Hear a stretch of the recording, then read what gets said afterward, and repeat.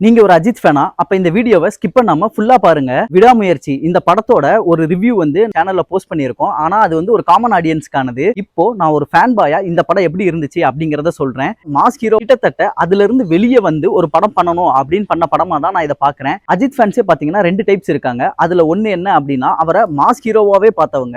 இன்னொரு டைப் என்ன அப்படின்னு பாத்தீங்கன்னா அவர் ஒரு சாக்லேட் பாயா, ஒரு லவபிள் பாயா, அவரோட ஆக்டிங்காகவே விரும்புறவங்க அப்படின்னு 2 டைப் இருக்காங்க. இந்த படம் வந்து பாத்தீங்கன்னா பியூர்லி செகண்ட் டைப் ஆஃப் ஆடியன்ஸ்க்கானது தான். ஆமாங்க, இந்த படத்துல அஜித் வந்து ரொம்ப சூப்பர்பா நடிச்சிருக்காரு. அவரோட ஆக்டிங் வந்து எப்படி சொல்றதுன்னே தெரியல. எனக்கு அந்த அளவுக்கு ரொம்ப பிடிச்சிருந்துச்சு. அதை தாண்டி அஜித்துக்கும் த்ரிஷாவுக்குமான அந்த கெமிஸ்ட்ரி வந்து நல்லாவே ஒர்க் அவுட் ஆயிருக்கு. ஒரு சாக்லேட் பாயா, ஒரு லவபிள் பாயா, அவரோட அந்த லவ் சீக்வன்ஸ் எல்லாமே வந்து சூப்பரா வந்திருக்கு. எனக்கு ரொம்ப பிடிச்சிருந்துச்சு. அது மட்டும் இல்லாம ஒரு டை அடிச்சு ஒரு யங்கான அஜித்தா, ஒரு பழைய அஜித்தை நீங்க இந்த படத்துல பார்க்க முடியும். அது வந்து ரொம்பவே சாட்டிஸ்ஃபைடா இருந்துச்சு எனக்கு. நீங்க கண்டிப்பா என்ஜாய் பண்ணி பார்ப்பீங்க அதெல்லாம் வந்து.